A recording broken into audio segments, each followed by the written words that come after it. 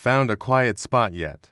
We're about to embark on a fascinating journey. In love, it's not always the big fights that hurt most, but the small, seemingly harmless tests. Today, James's story will pull you into a world of emotions where trust, communication, and subtle challenges are quietly pulling two people apart. Are you ready to listen to this tale from start to finish? Let's dive in. Hey, listener, you're about to step into a story where love gets tangled in games and trust faces its first real test. I'm James, 38, a financial advisor in Austin, Texas, single, grounded, and serious about finding something real. 3 months ago, I met Emily, 30, a vibrant marketing consultant who's all charm and wit. Our connection felt effortless dates, laughs, deep talks until a small move by her shook my confidence. What I thought was respect, she saw as a test, and the fallout left me questioning our foundation. Let's start where it all began, with a spark and a stumble. I've been around the block, dated, loved, lost. At 38, I know what I want, a partner, not a puzzle. Emily came into my life through a mutual friend at a barbecue. She was a firecracker, quick smile, sharp mind, stories about her travels that had me hooked. Our first date was tacos and margaritas, where we debated everything from politics to pizza toppings. She matched my energy, never shying from a challenge, and I was smitten. 3 months in, we were steady weekly dinners, weekend hikes, her toothbrush at my place. It wasn't perfect, but it felt right, like we were building something solid. Then came the first crack. Last Friday, Emily texted me, "Hey, I think I need a solo weekend to recharge. Cool with you?"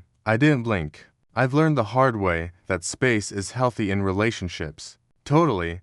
Enjoy your time, I replied, planning a guy's night with my buddies. I respected her need to brother relationships need balance. Right.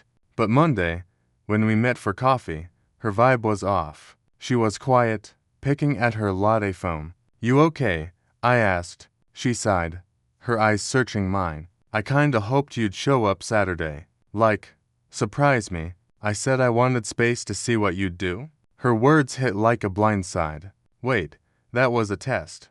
I asked, my voice sharper than I meant. Emily nodded, a mix of guilt and defiance. "Not a big deal. Just I wanted to know you'd miss me. You know, like, fight for me." My stomach churned. I'd given her what she asked for, thinking I was being mature, only to find out she'd set me up to fail. You said you needed space. I respected that. Why play games instead of just telling me what you want?" She shrugged, looking away. "I guess I wanted to feel chased." Stupid, I know. Stupid wasn't the word. He felt betrayed. Not cheated on, betrayed, but misled. Like my trust was a pawn in her headspace. I'm no kid. I don't do mind games. Past relationships taught me communication is king. And Emily's test felt like a step backward. Was she testing me because she didn't trust me? Or was this just her way of feeling wanted? Either way, it hurt. I'd been falling for her, picturing a future, and now I wondered if I'd misread her. Was she the open, confident woman I thought, or someone who needed me to jump through hoops to prove my care? We talked it out, right there in the cafe. I kept my cool but didn't sugarcoat it. I'm here for you, but I don't do tests," I said. "If you want something, space, attention, whatever, just say it. I can't guess what's in your head, and I won't play games to figure it out." She nodded, her eyes soft. "I'm sorry, James. I didn't mean to hurt you. I've just had guys pull away before, and I got scared you would, too." Her honesty disarmed me. A bitch was human, flawed, maybe insecure under that bold exterior. But the sting lingered. "I get it," I said. "But we need to be straight with each other. No more traps." "Okay," she agreed, squeezing my hand. "Deal." Driving home, I wasn't so sure. Emily's apology seemed genuine, but her test revealed a gap in how we connect. I'm all in when I love, but I need trust, not tricks. She'd apologized, but would she do it again? I thought of her laugh, our late-night talks, the way she'd curl into me on the couch. I wanted us to work, but this felt like a warning, a crack in the foundation of what we'd built. Was it a one-off, or a sign of deeper issues? At 38, I didn't have time for guesswork, but walking away from someone I cared about wasn't easy either. Listener, James's trust just took a hit, and Emily's game is only the beginning. Can they rebuild? Or is this a red flag too big to ignore? Stay with Metha Stories about to dig into what happens when love demands more than words can fix. James thought he and Emily had cleared the air after her first test shook his trust. At 38, a financial advisor in Austin, he was serious about their 3-month relationship, drawn to Emily's vibrant charm and sharp mind. Her admission that she'd faked needing a solo weekend to see if he'd chase her had hurt, but her apology and their agreement to communicate openly gave him hope. Yet, as weeks passed, subtle signs suggested Emily's games weren't over. What started as a crack in their foundation grew into a chasm, culminating in a deception that shattered James's faith inherent their future. At first, the signs were small but persistent. Emily would drop hints of distress, testing James's response. One evening, she texted, "Feeling kinda down tonight," then went silent. James, at a work dinner, replied an hour later with, "Hey, you okay? Wanna talk?" Her response came sharp, "Took you long enough." "Guess you're too busy," he called, confused, explaining he'd been tied up. "I just needed you to check in faster," she admitted. "Wanted to know you care." James bit back frustration, reminding her of their no games pact. Just tell me what you need. I'm here, but I can't read minds."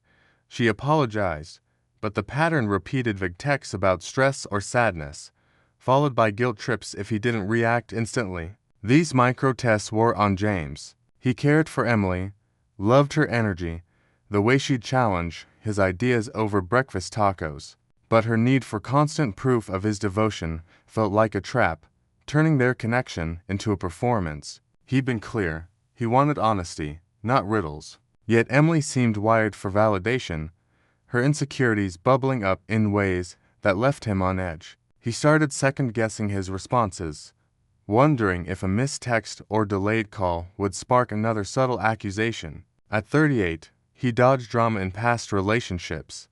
Now, he felt like he was failing an exam he hadn't signed up for. The breaking point came 2 weeks later, on a quiet Saturday. Emily called him, her voice shaky. "James, we need to talk. It's serious."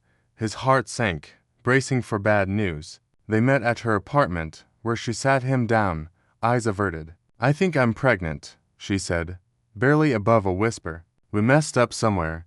James's world tilted. They'd been careful, but mistakes happen. Shock gave way to that he had been raised to step up. "Okay," he said, steadying his voice. "We'll figure this out together. Whatever you need, doctor visits." Supporting him in, his mind raced. Fatherhood, finances, their future. He wasn't ready, but he'd be there. Emily's face softened, a faint smile breaking through. "You mean that?" she asked. He nodded, squeezing her hand. "Yeah, we're a team." They talked logistics clicks, timeline projecting calm despite his racing pulse. He left her place, promising to call after work the next day, his head spinning with responsibility and fear, but also a strange resolve. If this was their path, he'd walk it with her. The next evening, Emily asked him to come over. When he arrived, her demeanor was off, nervous, almost guilty. "James, I need to tell you something," she said, avoiding his eyes. "I'm not actually pregnant. It was a test. I wanted to see how you'd react, if you'd stick around." The words landed like a sledgehammer. James stared, his breath shallow. "A test," he repeated, voice low. "You lied about a pregnancy to see what I'd do." Emily nodded, rushing to explain. "I know it sounds bad, but I needed to know you'd be there for me. Like, really there." "And you were. You passed, James. Passed." The room felt suffocating. James stood, pacing, his hands trembling. "Emily, this isn't a game. You faked a life-changing thing your life to trick me. Do you know how sick that is?" His voice rose, raw with hurt. "I was ready to step up, to rearrange my world, and it was all a lie." Emily's eyes filled with tears. "I'm sorry. I didn't think it'd hurt you this much. I've been left before, and I needed to be sure. Her excuse only deepened the wound. Sure of what? He snapped. That I'm a decent guy. You could have asked, not manipulated me. James's trust collapsed. Emily's first test their solo weekend had been a red flag, but this was a betrayal of everything he valued: honesty, respect, vulnerability. She toyed with his emotions, weaponizing a fake crisis to gauge his loyalty. The woman he'd been falling for felt like a stranger, her need for control outweighing his dignity. He saw her tears, her regret, but it wasn't enough. I can't do this, he said, his voice breaking. You crossed a line I can't come back from. He left, her pleas fading behind him, his heart heavy but certain. Listener, James's faith in Emily is shattered, and her deception has pushed him to the edge. Can any apology fix this? Or is trust too broken to mend? Stay with Metha's stories about to face the fallout of love turned into a test. James's trust in Emily was in ruins after her devastating test. At 38, a financial advisor in Austin, he'd fallen for Emily, 30, believing their 3-month romance was built on mutual respect. Her first game faking a need for a solo weekend to see if he'd chase her had stung, but her fabricated pregnancy, revealed as a ploy to gauge his commitment, shattered him. The betrayal wasn't just a lie, it was a manipulation of his emotions, turning love into a stage for her insecurities. As James faced the wreckage, he knew he had to decide: fight for them or walk away from a love that no longer felt safe. In the days after storming out of Emily's apartment, James wrestled with his hurt. He replayed their momentous laugh, their easy chemistry, the promise of something real. But each memory was tainted by her tests: the solo weekend, her cryptic texts, the fake pregnancy weren't quirks. They were a pattern of control, a need to script his devotion rather than trust it. At 38, he'd seen enough to know relationships thrive on honesty, not traps. Emily's games showed a deeper issue. She didn't believe in his love unless he proved it on her terms. That wasn't love, it was a power play. He met Emily one last time, at a quiet park bench, to end it.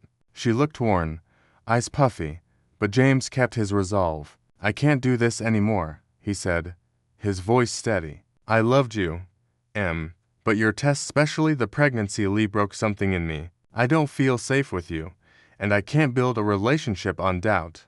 Emily's face crumpled. I'm so sorry, James. I was scared you'd leave, like others did. I thought if I tested you, I'd know you were real. Her tears were genuine, but her reasoning only deepened his resolve. You didn't need to test me, he said. I was already there. But you chose tricks over trust. Emily fought back, her voice rising. I messed up, okay. But you're giving up too easy. If you cared, you tried to forgive me, work through this. The accusation stung, echoing her long text later, that night, a mix of sorrow and blame. I know I hurt you, but you're walking away like I'm nothing. I thought you were stronger than that. Why can't you give us a chance? James read it, his chest tight, but didn't reply. Her words twisted the narrative, painting him as the one who failed by not enduring her mistakes. But he saw the truth. Forgiveness wasn't the issue. It was her refusal to see how deeply she'd violated his trust. James reflected on Emily, not with anger, but clarity. She wasn't a villain. Her insecurities, rooted in past abandonments, drove her actions. But that didn't make her ready for the mature love he sought. At 30, she was still learning, caught in a cycle of fear that turned love into a game of proof. He couldn't fix that for her, and staying would mean more tests, more doubt. He'd been through enough relationships to know some people, however kind, aren't equipped for partnership until they face their own shadows. Emily needed that journey, but it wasn't his to walk. Choosing to end it wasn't easy. James felt the ache of loneliness, the quiet of his apartment without her text or laughter. At 38, starting over felt daunting. Another round of first dates, another gamble on love. But the alternative was worse, a relationship where he'd always wonder what test came next. Walking away traded short-term pain for long-term peace, a clarity he hadn't felt in weeks. He leaned on friends, hit the gym, poured energy into work. The emptiness was real, but so was his certainty deserved a love that didn't demand he auditioned for it. Emily's final text lingered in his mind, her plea for a second chance. He didn't hate her, he hoped she'd grow, find a way to love without fear. But that was her path, not his. James embraced the solitude, knowing it was the price of holding his boundaries. Trust, once broken so deliberately, couldn't be patched with apologies alone. So, listener, thanks for staying with me. James chose himself over a love built on tests, but the cost wasn't light. Would you have given Emily another shot? Or walked like James? When's a time you had to let go to protect your peace? Share below when listening, and if you're facing a similar choice, remember, love should feel like home, not a trial. Keep listening, life's full of lessons that shape who we dare to be.